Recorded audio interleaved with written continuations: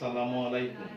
আজকে আমি একটা কথা বলতে চাচ্ছি যক্ষ্মা এবং কাশি, কফ এগুলি নিয়ে।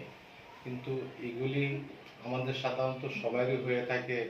এর মধ্যে দেখবেন যে অনেক দিন যাবৎ কাশি, অনেক দিন যাবৎ জ্বর, ওজন কমে যাচ্ছে, খাওয়া দাওয়ার অরুচি, তাদের ক্ষেত্রে অবশ্যই যক্ষ্মা বক্ষব্যাধি হসপিটালে রেফার করে বা পারিবারিক স্বাস্থ্য ক্লিনিকে রেফার করে বা সরকারের বিভিন্ন প্রতিষ্ঠান আছে ওখানে রেফার করে আপনারা যক্ষ্মার টেস্টটা করা উচিত।